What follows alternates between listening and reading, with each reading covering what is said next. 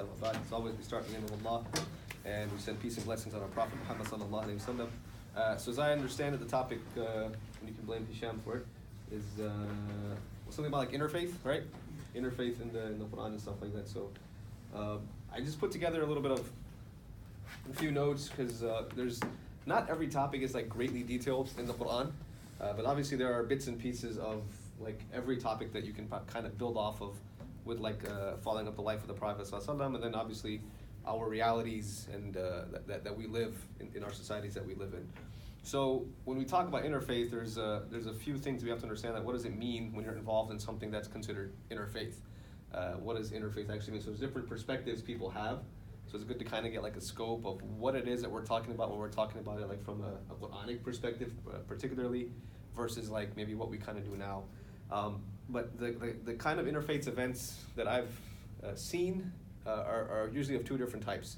There's one where it's not very productive, and that's the one where you have people of different faiths kind of sitting around, and then they talk about aspects of their faith almost in like a debate style, right? So somebody will be like, well, you know, this is what my faith says, and this is how yours is wrong, or this is how, not like that blatantly, but you know, this is why mine is correct and why yours is wrong. There's nothing wrong with it, but it just, when you're in a group setting, maybe people that are not that educated about either faith, and it just gets like tempers flare and all this kind of stuff, and weird things happen.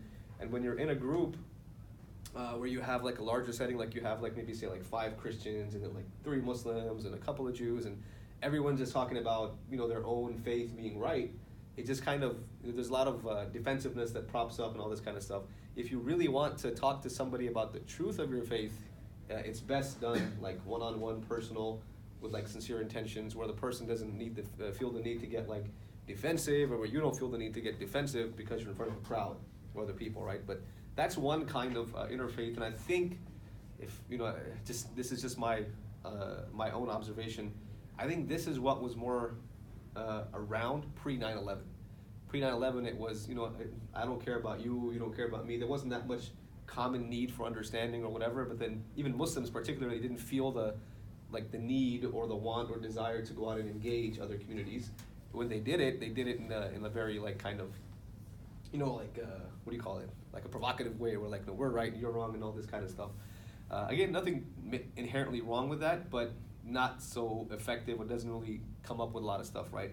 The other form of interfaith that we're kind of engaged in, that like for example RCM engages in, is more informative, and I guess you could call it immersive, right? So if that's a word, is that a word? You know, immersion is a word, but immersive, I'm just making up my own vocabulary. Yeah, there you go. Immersive, right? So basically, we want to inform people, or take the opportunities when people want to learn about something to inform them by inviting them or going to their places. And immersive is more like social, like where you're just there and doing stuff, and you're visibly Muslim, and you're just like showing off your identity, like wearing a shirt that says like, you know, Allahu Akbar or whatever, right? But visibly you're Muslim, and you're in a setting where people can recognize you as a Muslim, but you're involved in like regular day, everyday kind of things. And so this tends to have more of like an impact, right? And this is kind of, I guess you could say, the need for our time. And post 9/11, this is what people started kind of realizing they have to do, is they have to inform, educate, and just really be out there and you know, let people know that Muslims are involved in like different things visibly, like not just like, you know, concealing your name or identity or whatever, but like visibly or verbally, you know, acknowledging that I'm a Muslim and this is what I'm here doing. A great example of that now is the Hunger Walk. Like the Hunger Walk, you know, Muslims come under one umbrella, the Islamic Speakers Bureau. We have a tent. We wear like shirts that like clearly mark us as Muslims or whatever, and then we're just like marching like in huge numbers, right? That's a good example of kind of what it is now. But in terms of like, what does the Quran actually give us? Like, what kind of guidance does it actually give us in terms of engaging people of other faith? The reality of the Prophet ﷺ's time is that he's surrounded by 3 major faith groups, right? You have the pagans that worship idols in Mecca and like all over the Arabian Peninsula. You have south of that and north, like in Syria, that kind of places, like Christianity in some form or another. And then you have a small pocket of Jews in Medina, right? So you have these kind of 3 like major faith groups that are there. So the Quran actually addresses these 3 faith groups, and like very small address to, I guess you could say like the Zoroastrians or something like that. It's a very, like, I think there's like 1 or 2 verses that actually mention them, right? Just kind of in passing. But Allah subhanahu wa ta'ala in the Quran, He says, "Ud'u ila sabili rabbika bil hikma wal maw'idati al hasana wajadilhum billati hiya ahsan." This is one of the ayahs we use even to guide us now in our process when we talk to people. That's invite to the way of your Lord with wisdom and good preaching, right? Wajadilhum billati hiya ahsan, and literally argue with them in a way that is good, right? Or like get your point across in the way that is best. And so this is one verse that's so general, it doesn't give you any specific way to approach it. But it gives you these characteristics. You should be wise. You should be calling towards your path. You should be wise about it. You should argue in a way that is like productive versus in a way that is destructive. So if some like form of da'wah isn't working, then you need to maybe resort to another form of da'wah where the goal is you're calling or inviting people to the way of your Lord, right? Not converting them, right? The end goal is not convert people to the way of your Lord, with wisdom and fair preaching. It's call. That all you can do is give that call and give that. So that informative approach is kind of like embedded in this verse as well, right? Where your goal is you want to let people know that this exists. You want to expose them to Islam and Muslims and the belief, and you want to do it in a wise way that's going to actually have an impact, rather than a way that's going to turn people away. There was an instance where like a gathering of Christians came to the Prophet ﷺ multiple times in Medina, and in one of those instances Allah revealed the words. We said, قُلْ يَا أَهْلَ الْكِتَابِ تَعَالَوْا إِلَى كَلِمَةٍ سَوَاءٍ بَيْنَنَا وَبَيْنَكُمْ, that, O people of the book, come to a word that is common between us and between you, that we not worship except Allah, that we don't associate partners with Him, that we don't take each other or like human beings as gods or like lords in between, except we only do that with Allah. فَإِن تَوَلَّوْا فَقُولُوا اشْهَدُوا بِأَنَّا مُسْلِمُونَ. But if they turn away, then testify or bear witness that we are still Muslims. We are still people that submit to Allah subhanahu wa ta'ala, right? So again, there's that whole letting people know, but there's not like that forced aspect of it where, okay, well, if you're not accepting, then keep arguing. But it's like if they turn away, then establish yourself, be firm about yourself and your faith, and recognize that. So these are kind of two things, the main goal being informing people, and the other one being firm in your own identity, in your own faith. And these are two important aspects of any kind of like interfaith that we do. Even modern day interfaith kind of stuff, it's really good if in the more loose, relaxed type where it's more immersive, where you're just kind of doing an activity, it's different, but we're in a more informative setting. You really have to be comfortable and solid in your foundations as a Muslim first. Like it's really important because things can come up, questions might be asked, and that you might not be aware of how to answer. But you have to have some grounding before you approach that kind of a setting where, I'm confident in my Islam, I'm confident as a Muslim, and I'm ready to kind of, take criticism if I need to take criticism, but I'm going to just, give the information that I need to give and kind of move on. And you have some interesting interactions that the Prophet ﷺ had with Christians in particular. In the beginning, the first was, who was the first Christian he interacted with? You guys know? Some of the seerah? The first Christian the Prophet ﷺ interacted with. Before he was even after the first revelation. Was it the man he went and talked to with Khadija after? Yeah. Waraqa bin Nawfal. Khadija radiallahu anha has a cousin or brother-in-law or something. Cousin, I think, maybe. So he was a quote-unquote Christian, right? So he followed the last prophet that had sent down, it was Isa alayhi salam. And so he went to him, or she took him to Waraqa, and Waraqa explained to him that this is an angel, and so on and so forth. So you had basically a Christian teaching, a prophet what's happening to him. And then you had the first migration that the Muslims made, about 80 of the Muslims that were being persecuted.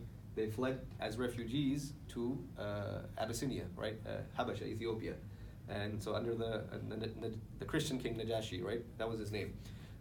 So that's an interesting, thing that even early on, the Prophet ﷺ had some kind of knowledge of this other community that were, of different faith, that would be welcoming to their own, more than their own people. Interesting enough, we talked about this we're doing a seerah class in the RCM right now. We talked about how, we're trying to derive lessons from kind of what happened early seerah. One of the interesting things is that you learn, it's okay if you're being persecuted or if you can't live, peacefully, safely where you're living, to flee to an area that's not Muslim, right? And to basically live in a free, safe way. And how kind of sad it is now that people that are running away to, other places are not running away from places that are actually like paganistic or oppressive, but running away from places that are Muslim, right? The Muslim countries are the origins where these refugees are coming from. They're fleeing Muslim lands, they're fleeing Muslim societies to go to other societies where they can find kind of peace and safety. So we're in a really weird environment, but it's the same thing where they fled and kind of went to the Christian king. And there's even a verse in the Quran which people can misinterpret, where it says, لَتَجِدَنَّ أَشَدَّ النَّاسِ عَدَاوَةً لِلَّذِينَ آمَنُوا الْيَهُودَ وَالَّذِينَ أَشْرَكُوا وَلَتَجِدَنَّ أَقْرَبَهُم مَوَدَّةً لِلَّذِينَ آمَنُوا وَالَّذِينَ قَالُوا إِنَّا نَصَارَى ذَلِكَ بِأَنَّ مِنْهُمْ قِسِّسِينَ وَرُهْبَانًا وَأَنَّهُمْ لَا يَسْتَكْبِرُونَ. There's a verse that a lot of maybe some of our uncles use at times, like you know how like some like just honestly people are like the Jews are fall for everything, right? The Jews are like the worst. So they're always kind of talking like that about everything. There's a verse that says that you will certainly find people who are the most severe in their enmity towards you, those that say, those that are the Yahud, the Jews, and those that are pagans, right? So that's what the verse starts off with, but it's very important to contextualize it. And you will certainly find the closest of you in love, those that say, we are Nasara, we are people of Nazareth, we are Christians, because amongst them are scholars and people that worship, and because they are not arrogant, right? Now, you can't take this verse and just like blanketly apply it everywhere. This happened when a group of Christians came to visit the Prophet ﷺ. There were a delegation from Ethiopia. They came, and so this verse is about them, right? And in the reality that they were living in Medina, they had the Jewish tribes that were there that were causing problems. You had the pagans that were there causing problems. That's why those two groups are mentioned. And the third group that's mentioned is the one that came out of friendliness, and they even accepted Islam because he gave them the call, and they accepted Islam.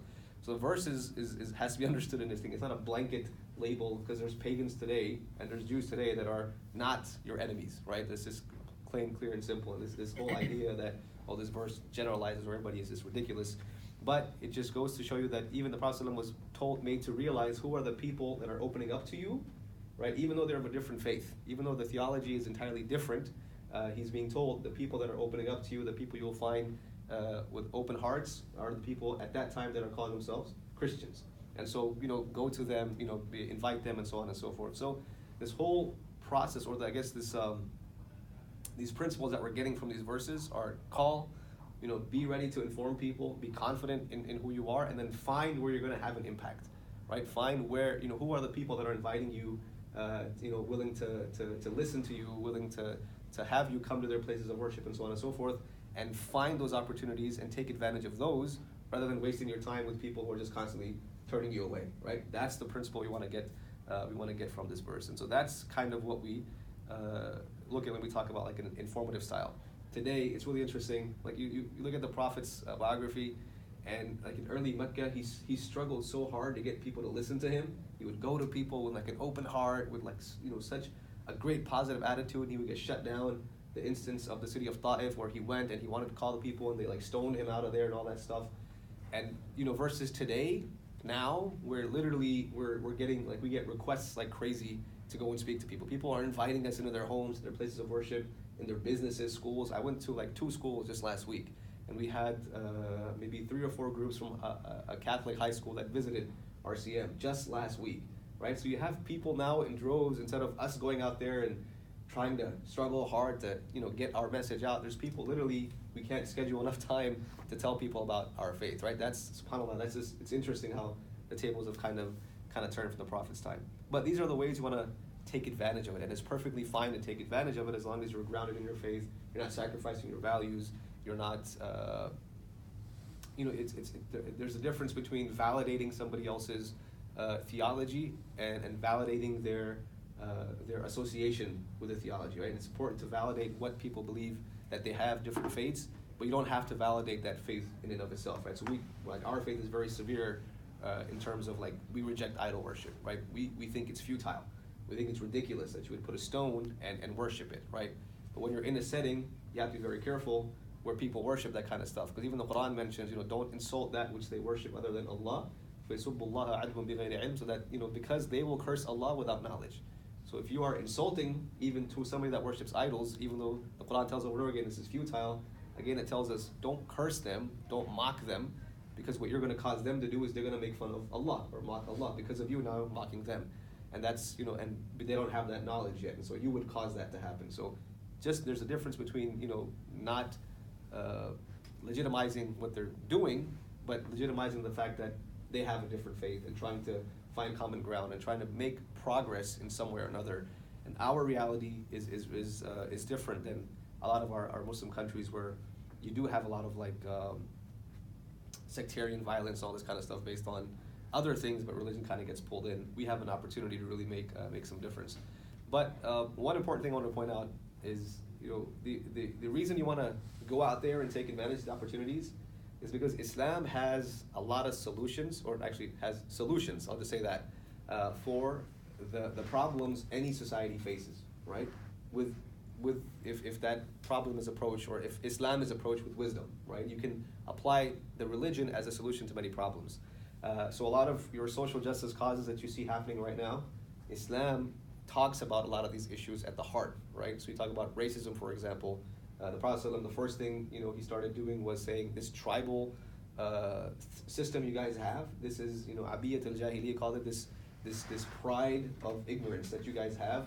Islam came to do away with this, to wipe this out. And he even told, so it was Bilal, you guys know the movie's out, right, Bilal? But there was a Bilal radiallahu anhu and one of the other companions much later on, right, in Medina, after all these years have gone by, they're Muslims and all this stuff, much later on, he calls him the son of a black woman, right? He refers to him as they're having an argument, and he goes like, you're just the son of a black woman. And it really hurt Bilal, because he was like, I thought we were done with this, right? I thought this was over. All this stuff was gone behind us, and he complains. He told him, he was like, I'm going to tell the Prophet, literally I'm going to tattle on the Prophet on you. So he tells the Prophet ﷺ, the Prophet ﷺ goes to him and he says, you still have the seeds of the days of ignorance inside of you. Meaning, he still had a little bit of that pride of, I guess, that I'm better than a black person because of my ethnicity or whatever that is. He still had that in him. This is a companion of the Prophet ﷺ, right? So we have to acknowledge that these are things that are there, but the faith came to address and abolish a lot of these things. Some of the things that, or a concept that people kind of don't always see, is that when prophets came, they came not only with like the message to La ilaha illallah, they came with some kind of social change that really helped gather people around them as well. So like Musa alayhi salam, like what was the big social change he brought? It's huge. It's huge. What did he say? He said, he went to an home and he said, there's no God but Allah, you're not God. And then what else did he say? Yes, Sunday school, man, come on. You have enslaved the children of Israel. So let my people go, right? The whole message of let my people go. He had two demands. You're not God, there's only one God. And the other demand, you have to let these people go. You're killing their sons, you're slaughtering them, they have to be set free. And so what he did was he emancipated all those people, and he took them, and they fled from Fir'aun, they ran away, right? So he had all these prophets came, even Nuh alayhi salam, he came to a society that it wasn't just that they wouldn't believe him in his message. It's because he came with something different. They started abusing him and all this kind of stuff. So they were very abusive. The Qawm Fasiqeen, they were like really evil people in their hearts. And our Prophet ﷺ, when he came, all the prophets, essentially most of the prophets at some point went through as an oppressed religious minority. It's important to understand. They lived as an oppressed religious minority. A lot of scholars, they tell us, we have this history, we have these stories in the Quran, so that we don't ever behave in that same way. Right? Our prophets have been an oppressed religious minority, so we shouldn't treat other religious minorities in an oppressive way, because we've already kind of suffered that and we've seen what it's like. Financial bullying, the strong taking advantage of the weak, that was happening in this time. The burying alive of girls, cheating and buying and selling, the inhumane treatment of slaves, and the depriving of women of their wealth. These are other things that the Quran addresses even early on in the Meccan period. It addresses this, right? So the Prophet ﷺ is not just saying La ilaha illallah, he's addressing a lot of the social ills that are happening, and because of a totality of this, he is gathering people, rallying people. Why were the first Muslims weak, poor, and slaves? Right? Why were these people made up of the first Muslims? And it's because he's saying La ilaha illallah, that's true, but he's also advocating for their rights and their freedoms and all this kind of stuff, right? So he had this social justice cause as well. So that exposure is another way of informing people about Islam and standing up and taking those things about him. The famous description of Khadija, when he first gets revelation, he runs to her and she calms him down by saying, you keep family ties, you are honest, you help the weak, you give to those that have nothing, you honor your guests, and you bear hardships for the sake of what is right, meaning you always stand up for what is right. So these were his qualities, right? These were his main qualities that actually helped him as a prophet. Getting that message out was having that social involvement in his community. So that's a huge interfaith opportunity, quote unquote interfaith opportunity that we have, is being out there for important causes and being visibly Muslim while we're doing that, and you have no idea how many people get attracted to the faith just through that. Then they say, what motivates you to do all these things? And you say, Allah, my Prophet, and then that's almost like sealing the deal. Right? A lot of people navigate towards Islam because of the stance that it takes on certain issues. Not that we implement that perfectly, by far we don't, but because the faith encourages and supports those stances, a lot of people come to the faith for that. And one more interesting solution I guess we can provide for kind of a current thing that's kind of going on. You guys know about the Me Too movement, right? The whole thing about like sexual harassment in workplaces, public places, so on and so forth. There was an article just published recently that talks about sexual harassment at tawaf time in the haram. How many women have reported being groped and sexually harassed while making tawaf, right? And I've unfortunately seen this myself. I've been twice myself, like because that's how crowded it is or whatever. So Muslim men in front of the Kaaba making Umrah or Hajj still can't control themselves, right? There's this you're at a place where you can't imagine this would be happening, and it's happening, right? Women are reporting being groped and all this kind of stuff while they're making tawaf right in front of the Kaaba.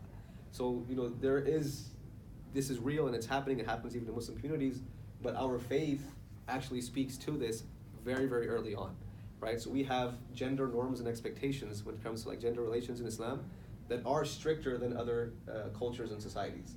Why? Because it's trying to cut things off at the root, meaning the expectation is that I shouldn't ever put my hands on you anyways for any reason, right? And that's why, even shaking hands is discouraged. Why?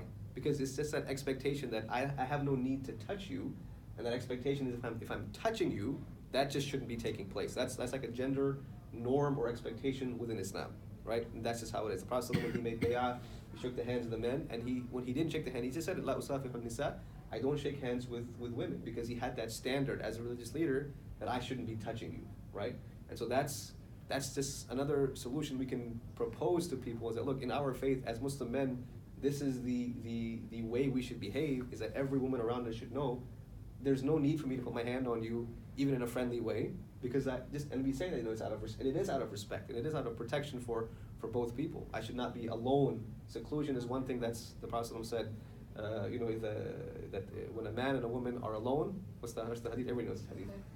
The third of them is shaitan, right? And that's complete seclusion to the point where it's not likely that somebody else will be around. That's what it's talking about. Right? It's different. Like if you're sitting in this room, there's people outside. That's not seclusion. Seclusion is you being in a place where you know that it's not likely that somebody else is going to come, right? And they're going to be, or that somebody else is going to have access. And that's a dangerous place to be anyways, right? You should never put yourself in that situation as a woman or as a man. You should never put yourself in that situation. And so we have these norms and expectations that are kind of taught to us. And I actually had the opportunity, I spoke at Roswell High recently, and so the conversation came up. One of the students asked, why is it that you don't usually shake hands? And this, again, the whole thing is sometimes you'll see me doing it, sometimes you won't. Sometimes you get caught up in the moment. But the norm is, like for me, and I expect that females in my congregation know that I shouldn't be touching you. That's just the norm, right? That's just the norm. And the whole thing about it is, if you get too comfortable, if you break that norm and barrier, then it just leads down to worse things. So there's nothing wrong, probably nothing is essentially wrong with high-fiving somebody or tapping somebody on the arm or whatever. That's not the problem. The problem is when people get too comfortable and they start testing other people's comfort levels. That's when things become problematic, right? I don't know if you were at halaqah last time with the uplift halaqah, but I gave the example of shaking hands, right? And I did it with a guy, obviously. So I said, shake my hand. I shook his hand, and it's a normal handshake. You shake hands, you say how you doing, and you let go, right? But what do a lot of women face in like the workplace and other places? God will grab their hands, and he just won't let go, right? And he'll just talk to them like, how you doing? You doing all right? You doing okay? And put the other hand on top. Like that goes from a regular handshake to a very uncomfortable experience really quick. Right? And you can, as a man, experience. The guy was like turning red because he felt a little embarrassed. But it's a simple handshake can turn into a very uncomfortable experience. And it's not about the act; it's about testing people's comfort levels, going beyond kind of what it's there. So, a lot of the social issues that we're facing right now, Islam gives us solutions to those in very, very wise ways. And we have to understand, why is it so strict on touching and stuff like that? Because it wants to. The expectation should be, I should put my hands on you. And so if I do, alarms should go off in your head, like, whoa, you're not supposed to do this, right? And that keeps that distance always there, and that allows you to to know very easily when someone is violating that. So that's things like this, we have in our faith that provide these kinds of solutions. So if we can present these solutions to people out there, I mean, how honestly the best workplace solution right now for all the sexual harassment is keep your hands to yourself, like no touching whatsoever. And HR comes up with all these rules and regulations for the workplaces, and this is probably going to be eventually a rule that they come up with, is where they like limit any kind of they probably put a time on like how long you can shake hands or something. Like it has to be like a 2-second handshake, and like they're going to do all this, right? Because these problems are coming up, and so our faith kind of nips it at the bud. A lot of people sometimes see that as too strict or too, I guess you could say, quote unquote, I don't call it conservative, but it does it to what we call close the door to something bigger, right? Because something bigger is problematic. Similar to when it comes to why can't we make statues or depictions of our prophets and stuff like that? Because people over and over again fell back into idol worship, and so Islam kind of nips it at the bud and says, no more. There's no more making idols. We're not going to allow it. Not that there's anything wrong with making a clay statue or something and just out of fun, you're never going to worship it. That's not the problem. The problem is people can't control themselves if they're left to kind of have too much room to do these things, and then things end up getting bad. So we have a lot of solutions in our faith, and it's good for us to be informed about our values and norms so that we can present them in these gatherings when we're immersed in people, right? And so when you get the opportunity and somebody wants to shake your hand, you say, I'm sorry, I'd rather not. They ask why, and you tell them, this is because we have a norm, it's out of respect, and by the way, there's a lot of issues going on right now, and I just don't want to get involved in any of these things, right? And it's good, so as a woman, you can say, this is my personal space, I just don't like it to be violated. People should respect that, and as a man, you can say, look, this is just a standard I have for myself. For me, I have a great excuse, I'm just like, my wife doesn't like it. I can just be like, my wife doesn't like it because if I shake on them, or whatever, but you can find ways to talk about, these kinds of things, and have that impact on a group of people when it comes to interfaith thing. That was related to interfaith. I just kind of went into specifics there. But that's all I have. Alhamdulillah. If you guys have any comments or concerns, you can say I'm a germaphobe. You can say I'm a germaphobe. Yeah. But I mean, a lot of times it just really does help to just be direct and stuff like that. So I know. It also paves the way for others when you explain. Like it makes it easier. When people start understanding. It makes it easier for others who are not as comfortable explaining. Yeah, and it's just it's I don't know, specifically for you and with the people you're around more often, it's good to have these limitations, right? Because again, the majority of times people get harassed or assaulted or whatever, it's by people they know.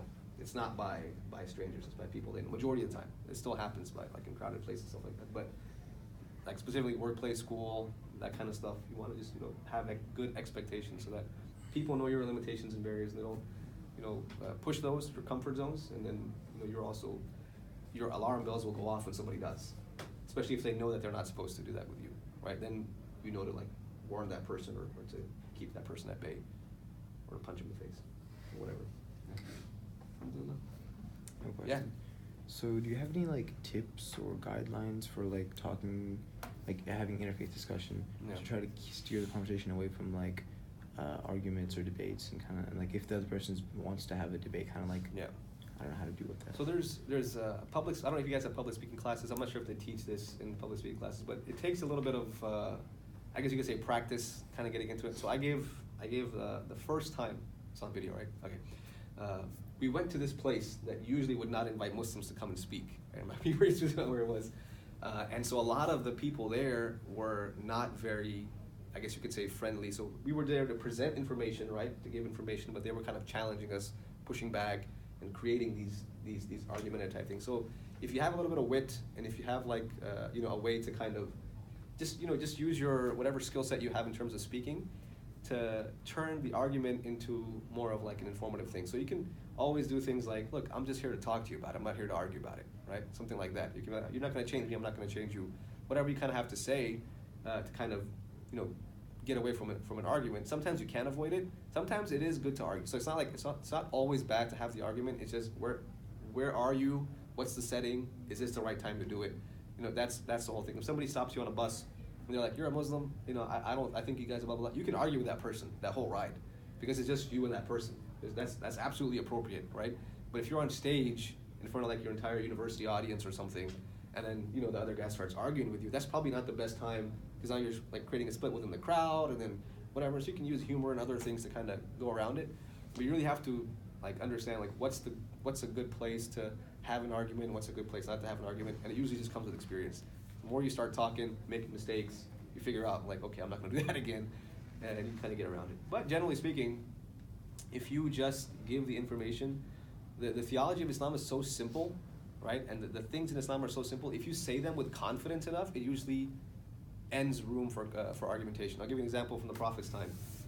So one of the things the Prophet ﷺ taught us is like every little thing about how to use the restroom, right? The etiquette of using the restroom. You enter with your right foot. If it's in an open space, you don't face the Kaaba and all that kind of stuff, right? You clean yourself with your left hand. So he taught us all of these things. And you'll find that people kind of mock us for some of these things. So at the time of the Prophet ﷺ, some of the non-Muslims, they found one of the companions and they said they wanted to bother him, so basically bullying him. They were like, your Prophet claims to teach you everything. He even has to teach you how to use the bathroom, right? That's what they kind of said.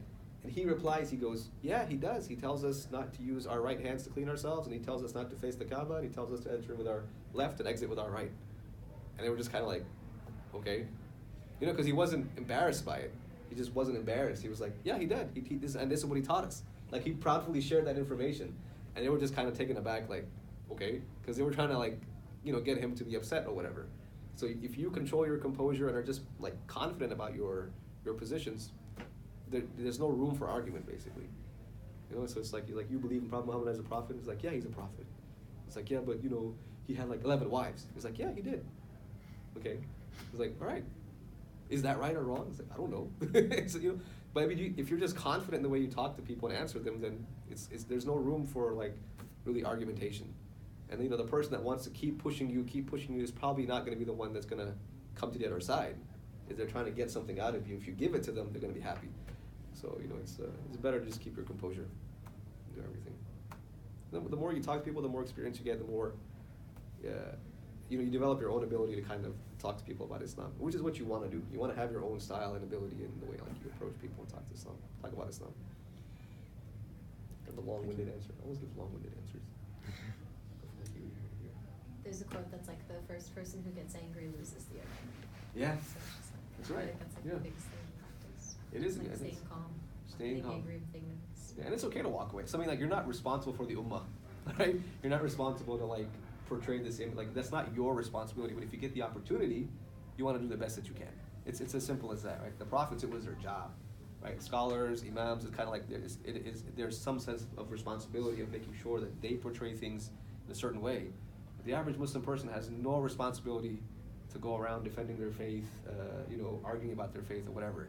I mean, even if somebody wants to argue with you, you don't have to have that conversation. You know what I'm saying? Like you pick and decide when you want to take advantage of those opportunities, and it's best if you do it at a time and a place when you're ready to have those conversations, not like being attacked like when you're walking and then like, why are you wearing this hijab or whatever on your head, and you're just like, whatever, dude. Flip them off, walk away. Don't flip them off. Walk away.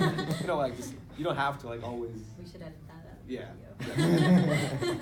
Like you don't have to be like the perfect portrayal of a Muslim all the time. That's not, that burden is not on you. That your burden is to make sure you're right with Allah subhanahu wa ta'ala, and then when you get an opportunity that you want to take, you take it in the best way possible when it comes to this in particular. So cool. Sometimes it gets to the point that I'll just be like, I'm so sorry, like, for what you think of us. God bless you. I hope that you have eyes open, and I just like have to walk away. Like, there was at Georgia Tech. I think I sent you guys a picture of this. There was this one week that we had protesters out outside, and they had signs that were directly attacking Islam, and I was like, I'm not gonna talk to him, honestly. There's no need to. But this guy started putting a camera right in my face and asking questions. So I got like really heated, and I was trying to like answer questions. So he just kept on prodding and being like, you couldn't talk to a man like me, and like if you were back in your country. And I was like, where do you think the country is? Like, and he'd be like, you would get killed for having an education. I was like, that's like. These people are so dumb. We've had 11 female heads of state in the Muslim world. We've already broken that glass ceiling in the Muslim world. Yeah, legit. We've had 11 female, and like no religious party like protested or was like, we're not going to be a part of this country anymore. You have religious parties in Muslim countries too, and they served under female heads of state. Mm-hmm. Like people have a complete. Was this Reuben, the guy Reuben Israel? There's this guy named Reuben Israel. Was kind of tubby, long goatee. Was that him? That does sound kind of similar. This is what he does. He goes around. It was Reuben Israel, and he just. He might have been in the group. I don't know if it was the guy with the camera. Yeah, he's famous for this. He went outside like these masajid in Houston, like with their guns and stuff, And they were just like yelling and screaming at people in their faces. Blah, blah, blah. I mean, this is what they do. These people, like, they're just begging for attention, and unfortunately, people fall into that trap and just give them that attention. If you just ignore them, if nobody spoke to them, they would have nothing to put on their YouTube page. That's pretty much it, because that's what they're looking for, is these confrontations and all this kind of stuff. So they do this even with like Christians. They do this like in Mardi Gras, because you guys don't have Mardi Gras here. I grew up in Mississippi South. You have Mardi Gras. And so they would stand out there in their Mardi Gras parades, and there's a lot of bad stuff that happens at Mardi Gras. But like they would stand out there and just be like, you know, calling people like sinners, and you guys are going to hell, and you guys need to love Jesus, and kind of like very awkward like way they speak to people. It's like, you guys need love, but you're going to hell, and like just attacking them. They specifically attacked Christians here too. They were like on their list of like people going to hell was like so-called Christians. Yeah, I mean, so these guys are like, okay. This is the opposite. Like, if you want to call to something, like this is the opposite of like wisdom and good preaching and like in a way that's best. Like this is the exact opposite. And unfortunately, you find Muslims that kind of do the same thing. There are some Muslims that do street dawah. They do it in a nice way. They just hand out pamphlets. If somebody wants to talk, they'll talk. But there are some I've seen in the UK. Like we'll get up in like in parks and just like yell at people and blah blah blah and all this stuff. So even the Prophet, when he did it openly, he didn't like yell at people. Like he did preach openly. He went on top of the mountain and he called everybody there, like took them away from what they were doing, and then he told them, he was like, I'm a messenger of God. That was the first time he called them, and he got ridiculed and all this kind of stuff, blah blah blah. But then after that, he kept calling people publicly, but he wouldn't like yell and scream. He would go to people that would listen. He would try to pray in public, But his way was really really like really wise, mashallah. And so he wasn't in people's faces to the point where they got like annoyed with him. What actually ended up happening was because he would just be himself in public, people would be interested in kind of listening to what he had to say when he was reading Quran and stuff. So it was kind of the opposite of like getting in people's faces, but yeah, it's cool.